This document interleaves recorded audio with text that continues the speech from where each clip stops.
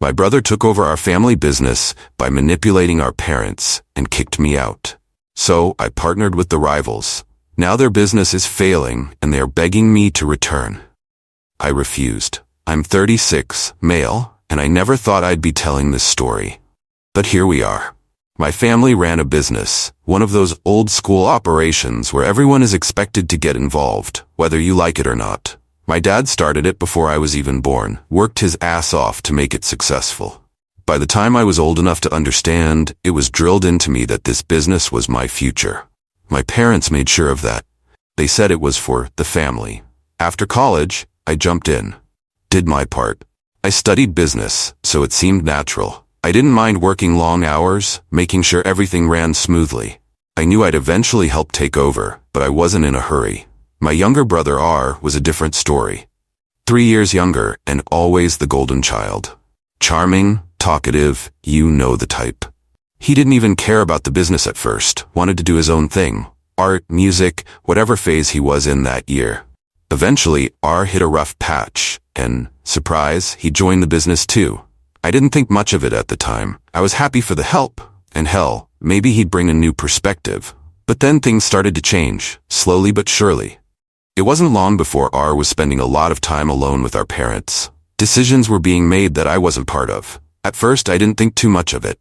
We were family, right? No reason to suspect anything. But one day, after a long meeting, my dad asked me to stay back. The look on his face? Cold. Unfamiliar. He told me flat out that they'd decided R was going to take the lead going forward. What? I asked, completely caught off guard. You're too rigid, he said, like he was just giving me a simple fact.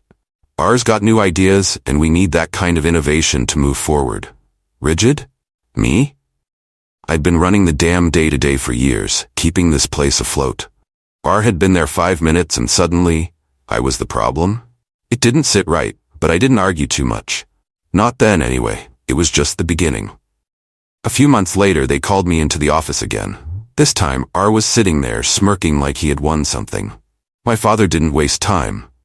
We think it's best if you step away for a while, he said, his tone so matter-of-fact it made my stomach turn. Step away? I asked. What the hell are you talking about? We want R to take the lead without any conflict, my mother added, her voice sickly sweet. You've been so stressed lately. This could be good for you, to take a break. A break? They were kicking me out. I stared at them, trying to process what they were saying. I had been here since day one, putting in more hours than anyone else, and now they wanted me gone. For R's sake, because he might feel conflicted having to deal with me. It was bullshit. But that wasn't even the worst part. No, the worst part was when they tried to get me to sell my stake in the company to them, for less than what it was worth. Way less.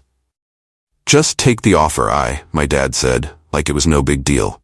We're family, it'll give you some cash, and you can go do whatever you want. You want me to sell my share for this? I pointed at the number on the contract they slid across the table. It wasn't just insulting, it was robbery. It's fair, given the circumstances, R chimed in, still smiling like a smug little prick. I should have fought harder. I should have told them to go to hell and walked out. But in the moment I was too stunned, too blindsided by the whole thing. After all those years of loyalty and hard work, my own family was cutting me loose, and for what? To protect R's ego? To clear the way for his so-called innovation? I signed the papers, walked out of that meeting, and for a few weeks, I had no idea what the hell I was going to do. I'd built my entire life around that company. Now what? That's when the call came in. It was from a small rival company, let's call them G Corp. They weren't on our level, not even close, but they had always been trying to chip away at our market. They offered me a job, just a regular executive position. At first, I wasn't interested. After everything that had just happened, the idea of going to work for someone else felt wrong. But then I thought about it some more. Why not partner with them? I had the experience, the connections. If my family didn't value what I brought to the table, maybe someone else would. I met with the owners of G Corp, and after a few meetings, I made my pitch. I wouldn't just work for them. I'd come on as a partner. I even threw in some of my savings, a small investment. They agreed. I wasn't gonna just sit on the sidelines. If my family didn't want me, I'd make sure their competition did. It wasn't easy at first. The company was small, and we were up against a giant. But I worked my ass off, just like I always had. And slowly, we started to make progress. Little by little, we gained ground. By year 5, something incredible happened.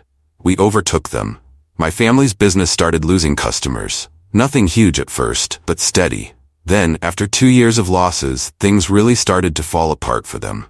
And the best part? R had no clue how to fix it. For a while, my parents stayed out of it. They had retired after pushing me out, leaving R to run the show. But as the losses piled up, my dad couldn't ignore it any longer. He came out of retirement to help. But by then, it was too late. R had already done so much damage. Turns out he wasn't the genius my parents thought he was. Sure, things had gone well for the first couple of years, but that wasn't because of him. It was the employees, the reputation the company already had. But eventually, even that wasn't enough. Then came the day I had been waiting for. My father called. "We need to talk," he said, his voice tight with frustration. I met him at the office. My father, my mother, and R were all there.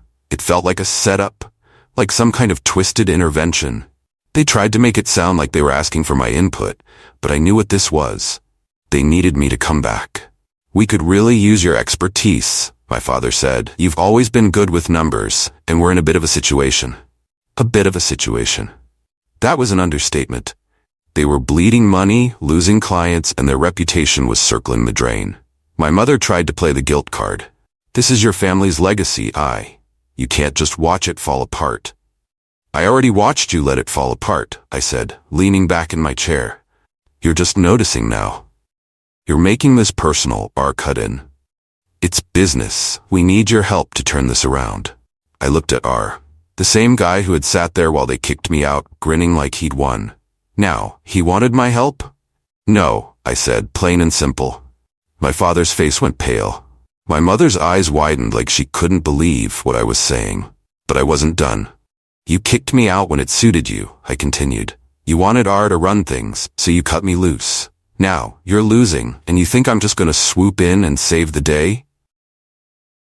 "We'll make it right," my dad said quickly. "You can have your share back.